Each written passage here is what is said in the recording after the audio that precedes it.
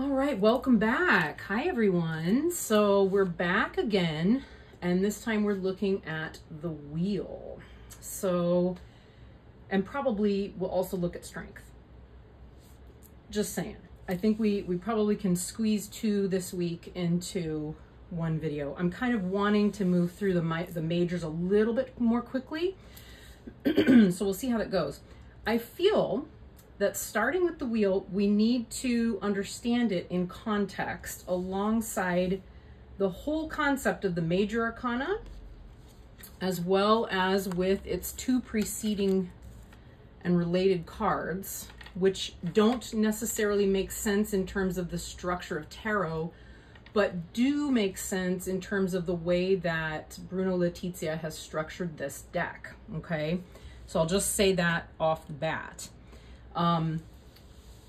We've got the Fool here, which is, well, let's move to our card of the day first.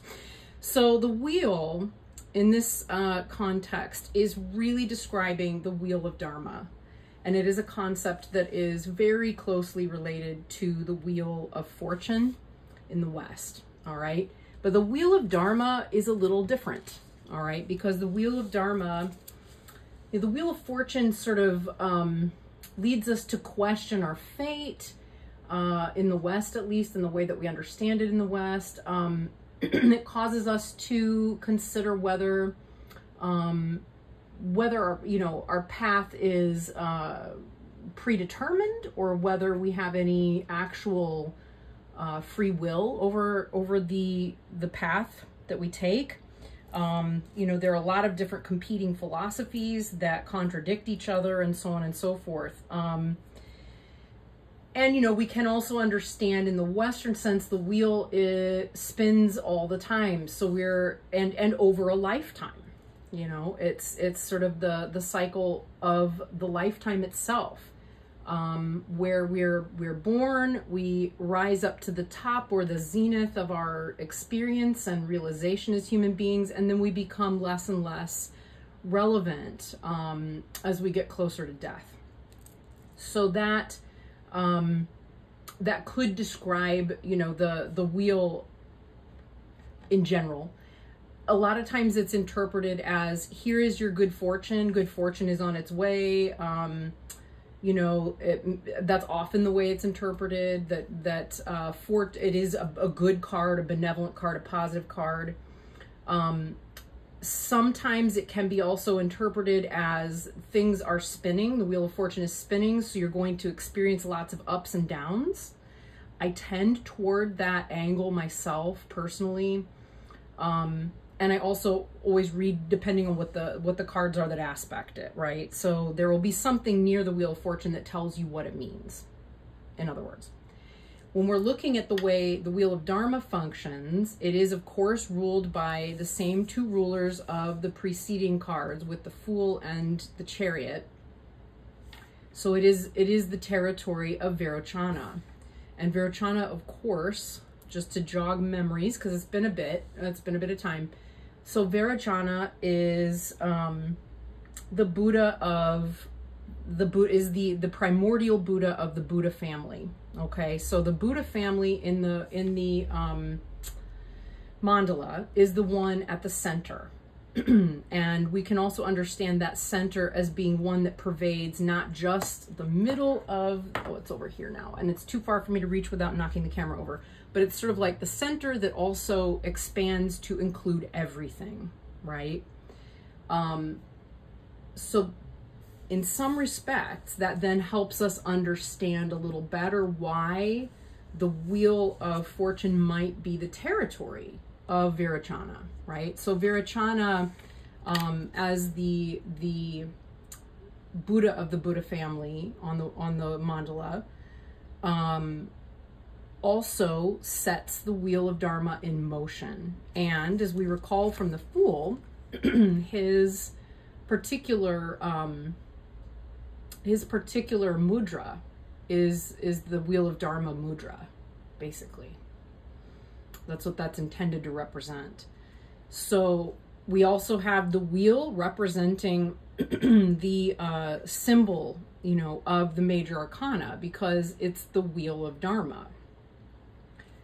Back here again, right? So the wheel, you know, the wheel of Dharma in motion is like saying, you know, it's the fortunes are going to go up and down, but what is it that remains stable, that remains clear, right? It's we can think of it as like the practice that we sometimes engage in as Buddhists of questioning, you know, what is it? What's real?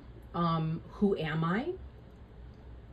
You know, if I cut off all of my hair, get rid of all of my clothing, and identifying qualities, who am I? Who then? If I were not experiencing this difficulty, who would I be? If I were not experiencing this circumstance that I'm in as difficulty, who would I be? It also encourages us during those moments, and this C2 is also why I tend to read the Wheel of Fortune as lots of events going up and down, with the awareness or the knowledge that it also means that, sorry, I just got distracted because I tend to look around a lot as I'm thinking and accessing different parts of my brain. And I just looked over and realized there are ants crawling in and out of one of my succulents sitting in the corner, and I find that very disturbing and distracting. I'm going to not look over there for a while, although I suddenly itch everywhere. Okay, Wheel of Fortune. Wheel of Fortune moment. So the Wheel of Dharma is encouraging us to look at those ups and downs in our lives without preference to one or the other. Okay, so we tend to go, ew, suffering, or my absolute favorite, ew, bad energy, right? I work with someone who spends so much time evaluating whether someone's energy is good or bad, or what that means to them, or how that affects them. And it causes that person a tremendous amount of suffering. Whereas if they were simply handling their own suffering, it might be easier, right? Handling their own suffering. Where did it go? It was just here, which is what we have in our Hermit card, right? Handling your own suffering allows you, right? Realizing that there is suffering and you want to purify it. You want to purify it. You want it to be different. You're looking to change the way things are, which is the ultimate form of justice and balance in terms of your relationship to the world. You know, you go inward and you begin to start to find more peace, and then you can approach your life with the concept or the idea that as you are met with things that you like or you don't like, they start to become just shades of gray. They're no longer sort of divided or bifurcated into black and white, right? Like I'm looking at these ants, my skin's crawling a little bit at the beginning, but it's like, oh, bless their little hearts. You know, as I look back over there, you know, they're just doing what ants do. I don't feel the immediate need to go over and like squish them or get rid of them or whatever. I will probably take that plant outside so they can clear off comfortably, and then check on it and bring it back in, or see if I can kind of give them a little bit of a flood so that they understand that it might be best to shift elsewhere. But I'm not gonna squish them, right? Whereas some people might genuinely, and maybe even right now, feel such a level of disgust at the idea of that inside their home, that it has to be rectified and made so that everything's perfect or right, or you know, however we conceptualize around that. Okay. So the Wheel of Dharma, in part, right? This is so many ways this could go, but in part, in the way that it relates to the tarot for sure, is a way of looking at the ups and downs of our lives and recognizing that by occupying a central position within them, that is closest to our wisdom, right? To our real selves, to our real wisdom, we can simply observe and move through them without really attaching too much to it, right? In other words, I don't, you know, there are simply, and I'm trying to think in terms of like, what would I have done at a previous point in my life? I might have looked at the ants crawling in and out of this plant, which is in a really beautiful planter that I really like, and thought to myself, oh no, there are ants in there. What does that mean about me? What does that mean about me as a housekeeper? What does that mean about my house? What does that mean in terms of how I view myself? Does that mean I'm disgusting? Does that mean there's something wrong with me? How could I possibly have allowed ants to get into that plant and create something so gross or disgusting? I mean, I'm just kind of off the top of my head. Things that we can attach, right, to our surroundings that further embed a sense of a false self, right, that isn't real. The fact that there are ants in my plant or in anyone else's really doesn't actually say all that much in isolation, right? It just doesn't. It means simply that for whatever reason, those ants were attracted to the plant, and that's all. But, you know, if we're too attached, this is probably a terrible example, but if we're too attached to the idea of there being ants in and out of that plant, we might suffer as a result, and then want to make the ants themselves suffer and engage in using really harmful chemicals and things that we don't need to use, in addition to stirring up a whole bunch of unnecessary denigrating ideas and thoughts that, again, don't help. They don't help. So again, with the wheel, we're looking at both the circumstances and the way that we can resolve them.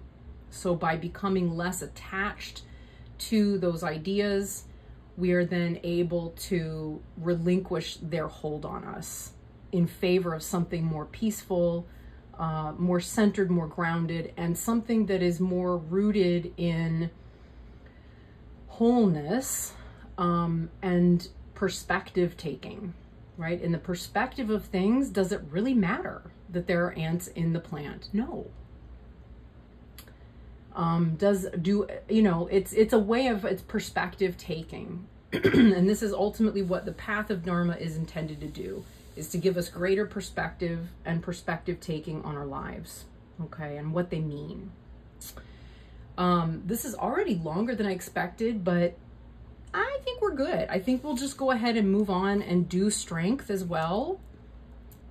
Okay, so strength is, and I'm hoping that I'm going to be able to do this justice, because this is such a rich card, like Hayagriva, and oh my goodness, I could go on at great length. Okay, so, but this is Vajrapani, not Hayagriva, but Vajrapani.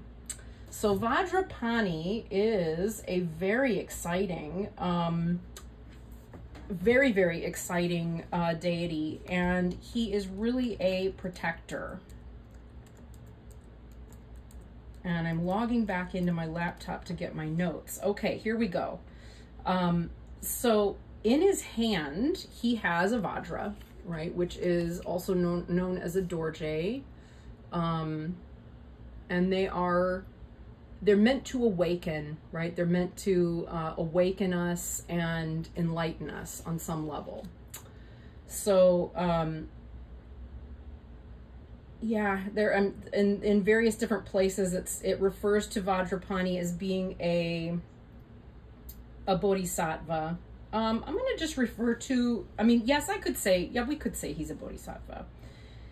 We'll call him a bodhisattva. He's a very early bodhisattva, one of the earliest ones, and very frequently is sort of part of a triumvirate of earlier deities or earlier bodhisattvas in Buddhism that include Manjushri, who we have as the emperor, Okay, Manjushri would be the wisdom aspect of everything that we do in the Dharma. And of course, Manjushri is, you know, he's the embodiment of that wisdom, of profound dharmic wisdom. Okay. Similarly, we also have in the judgment card, which we haven't gotten to yet, but we have Avalokitesvara, or often translated as, yeah, I guess translated or turned into the Bodhisattva Kuan Yin or Guan Yin, Guan Seum Posal, if you're working in the Korean tradition. So, and of course, Avalokitesvara is the Bodhisattva of compassion, right? So we have this sort of duality. So like the very first Dharma, I guess I want to say Dharma Society, but Dharma group that I practiced with was called the Society, the Buddhist Society of Compassionate Wisdom. So that would be compassionate wisdom. Because, you know, one without the other really won't give you the whole path. And the tendency is too that one will tend to give birth to the other. So when you practice compassion, wisdom is often the result. When you practice wisdom, or you're intending to practice wisdom, frequently compassion accompanies it. So they tend to kind of go hand in hand. These two are often placed alongside Vajrapani, who then is the protector of wisdom and compassion, okay, and of practitioners on the path. Let's see, where do I have in my notes about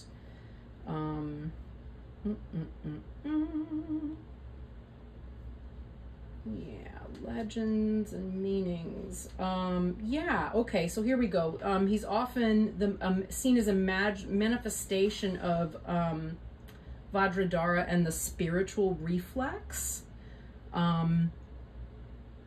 Or, you know, the Dhyani Bodhisattva of Akshobhya. So Akshobhya rule, so we have blue. Akshobhya, of course, in this deck and in Buddhism would be the ruler of the Vajra family, right? So we have a more, in other words, a more wrathful form of Akshobhya rather than a peaceful one.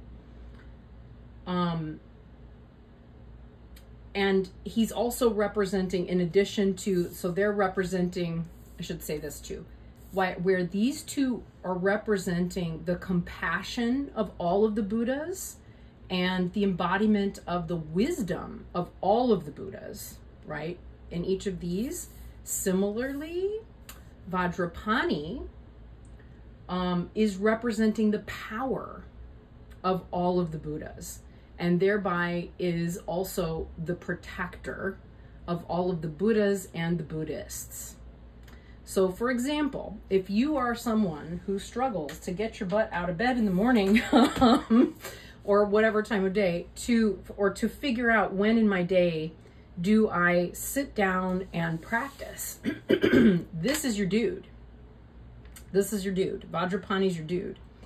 He's going to, you know, in the same way that we sometimes have a really strict parent or grandparent or teacher who we know doesn't mean to be mean to us, right? We know on some level that they're not trying to be mean to us, but the way that they motivate or push us to do things can sometimes feel harsh.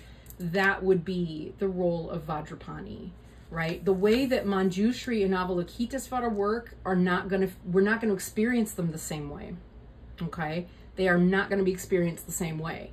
Whereas, you know, Vajrapani would be. Vajrapani would be potentially experienced as being incredibly like, dude, I'm doing my best. And it's like, yes, but you could do way better. Get your butt out of bed and get in here to practice. We could also see him as sort of like that motivating power. You know, there's a point in your practice, if you are a practitioner of Buddhism, I would think too, any kind of witchy practice, honestly, would be similar. You know, they're all ultimately going to lead us in very similar directions, aren't they? So, you know, in the same way, if you haven't practiced for a long time, something begins, not if you, what am I saying? Let me back it up. If you're practicing and you're tempted to kind of like leave your practice alone for a while, or you maybe have left it alone for a few days, it begins to call to you, right? Something in the practice begins to call to you. And as you go to engage with it, you are given great strength, right? Great strength begins to come out of that as a result. So let's see, what do we have in the book? Yeah, he writes simply like the Bodhisattva of strength that represents the power of the Buddha initiating a creative and energetic new beginning. Yeah. Yeah, I mean, I would say, you know, where the strength card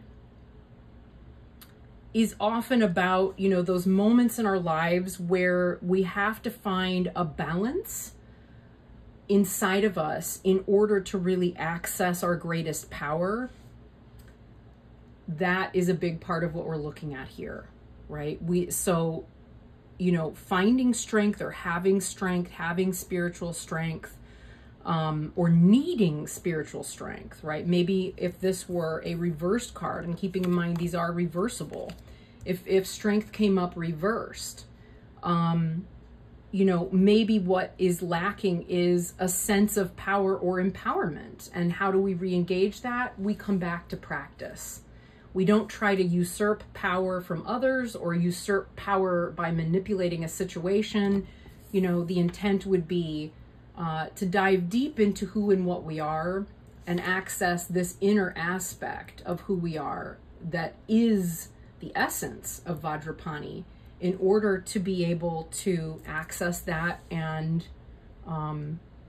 embody that power that comes as a result of wisdom and compassion, right?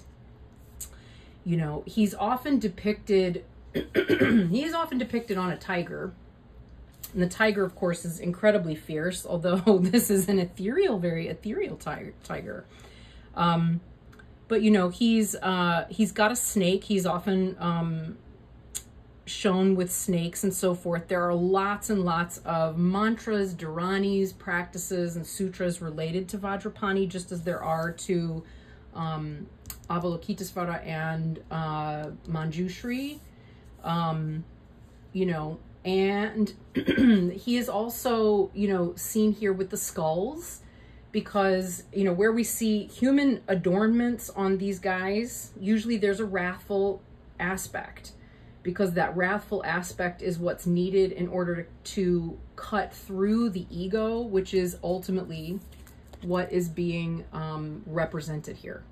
So where we're seeing, you know, the skulls around the neck, or where they're stepping on a body, you know, that type of thing, on a human body, it's not that they're saying good, bad, etc. They're saying, okay, come on, you've got to work hard enough to recognize, and then to recognize where the ego is stopping you from having power, right, and strength, or from being empowered, in order to be able to even have power.